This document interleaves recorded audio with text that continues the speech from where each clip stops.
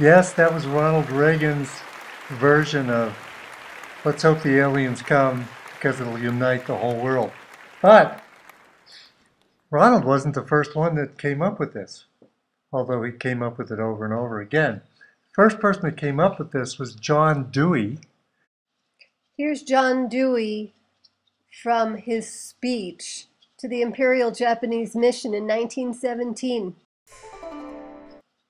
Someone remarked that the best way to unite all the nations on this globe would be an attack from some other planet.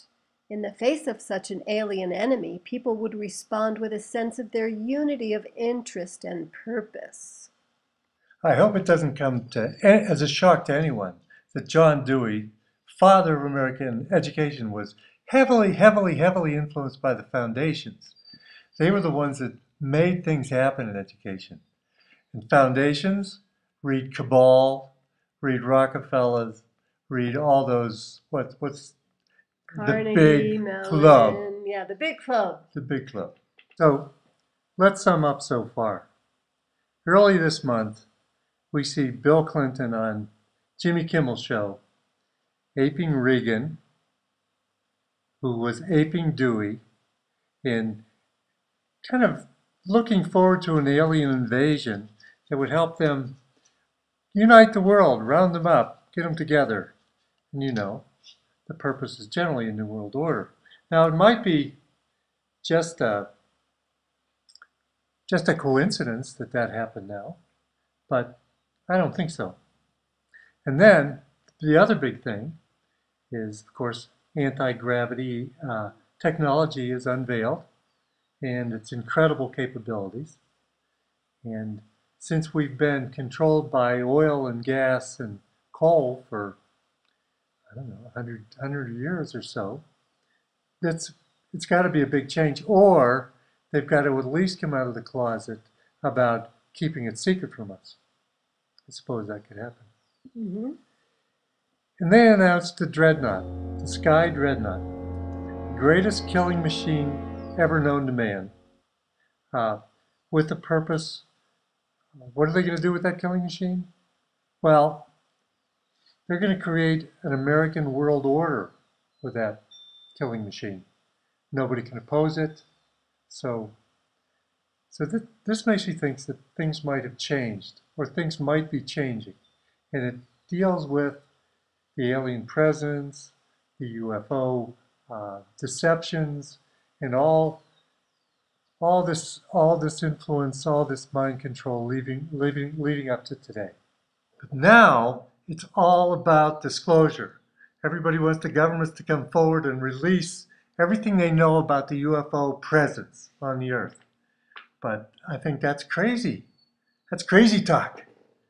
Why would you go to the agency that deceived you for the last 100 or 200 years and expect them to start undeceiving you? I mean, why would they want to do that? They can tell you anything and you'll believe it. Wait, Obama's White House did issue a formal statement about disclosure. It was in response to, 17,000 signatures collected on petitions. Well, this is really great. Do you want to read it? Okay, folks, this is what we've been waiting for.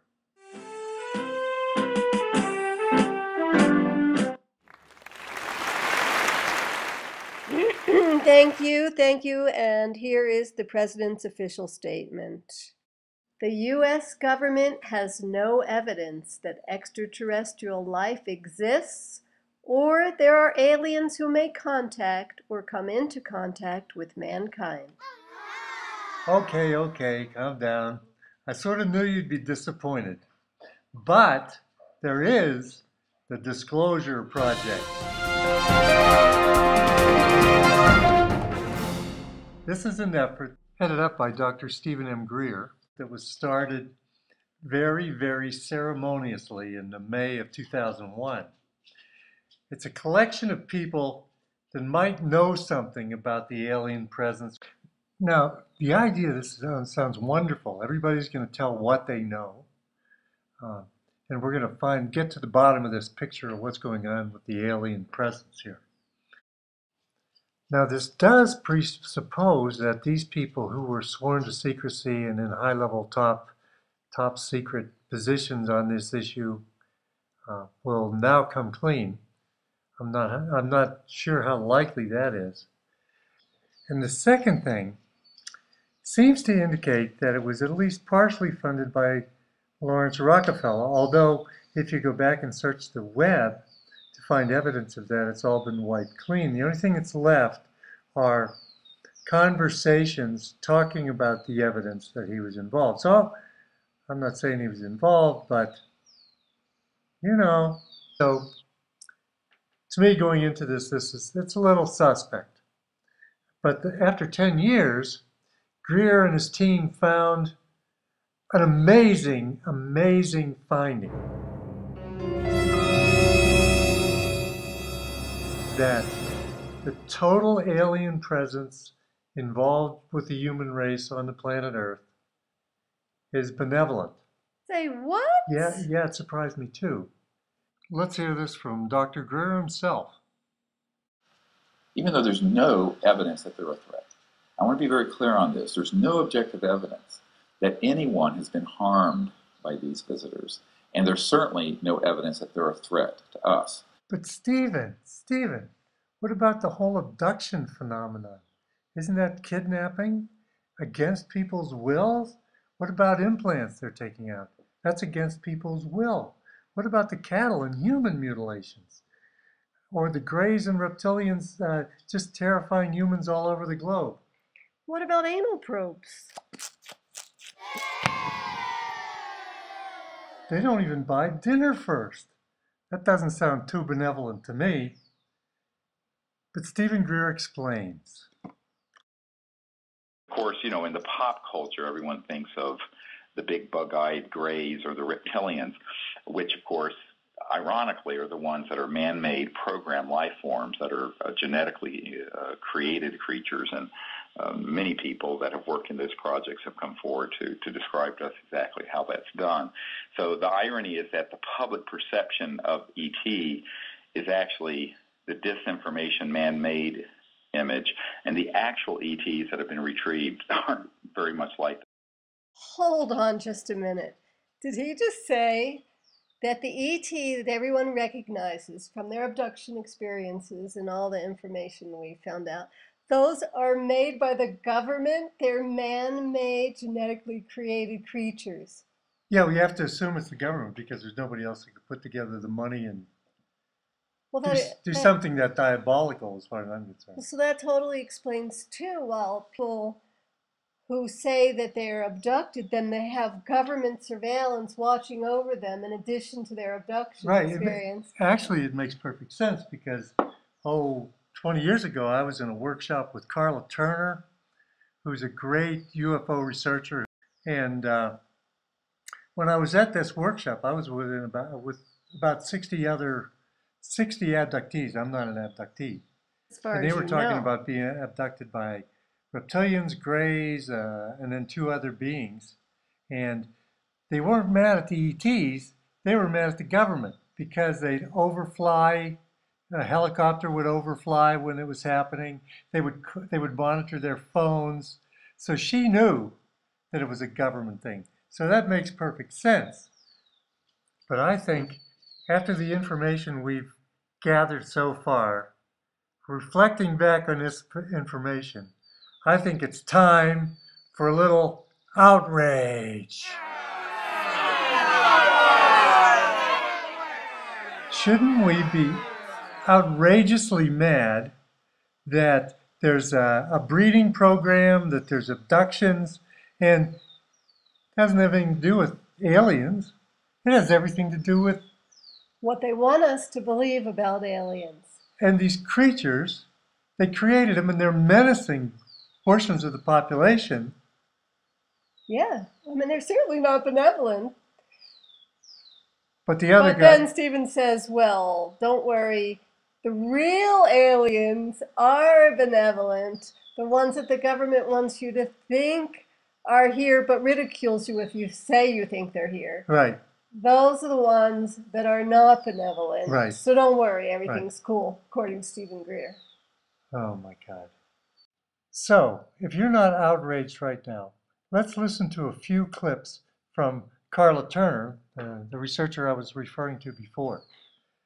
She was doing heavy-duty research into the government involvement in this alien abduction situation, and although she doesn't mention the breeding program, she definitely makes a link to the government involvement. Um, Carla was threatened, and then she got a terminal case of cancer, just like several other UFO researchers that were publishing similar things at that time. I'm sure it's just a coincidence. But let's listen to Dr. Turner.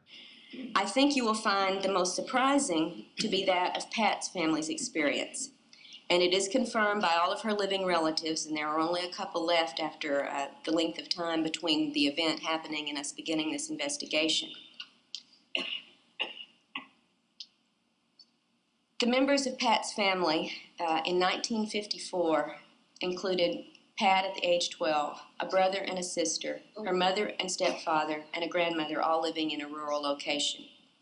And they were part of the entire family having an alien abduction and subsequent contact by the military. One day after the event in 1954, in which alien entities took the family members on board a landed craft in the backyard of their farm in Indiana and carried out certain physical procedures, one day after this happened, Pat and her siblings that are still alive report that a contingency of men in military uniforms and military vehicles arrived at their farm, sequestered the entire family for several days. One day after this occurred. How did they know it happened? Pat remembers being drugged and being interrogated about the alien encounters. She remembers being told repeatedly that it did not happen and that what she remembered was not real. But this was not Pat's only encounter with the military, as she experienced another conscious abduction just 2 years ago, and this time she recalled the presence of a non-human entity in addition to the military personnel who took her from her home in Florida in a military truck to a rural location where an underground facility existed and where she was taken inside and examined. I would remind you as I go through this brief presentation that in every encounter, the human's state of consciousness is externally altered and controlled in every encounter. And if you're not outraged yet, let's listen to Amy's story. In part of this scenario, Amy recalled going into the underground room, full of equipment, typically described from other alien encounters and other underground facilities, by the way, and seeing quite a large number of alien entities working here in this environment. But as I said earlier, there were also several human-looking men present, at least human-looking except for their eyes. One particular alien in the group that Amy perceived to be a female interacted with her directly. And this female alien began, basically, with an apology to Amy for the intrusions that some of her race were making into human lives. This entity proceeded to explain that she and her group were working with some humans to try to counteract what the rest of her group was doing to us. All right, so we've got to get the setup here on what Amy is being told. As the entity explained the negative nature of these intrusions for which she was apologizing, she then told Amy she wanted to remove 2 implants. This is one of the things they were doing to help counteract this negative intrusion activity, was to remove implants that the other group was putting into humans. And Amy recalled having an implant removed from one of her ears and another smaller metallic implant removed from the base of her neck, or skull. Amy was told by the aliens several things about how these implants functioned, and she reports that she was not happy to hear they could be used to control the implanted abductees in any number of ways. All right, that's enough of Carla. But what's going on here? I mean, they're controlling us through implants. The government's working hand in hand with these non-human races, whatever they are. So, what are these? Cyborgs, clones, robots?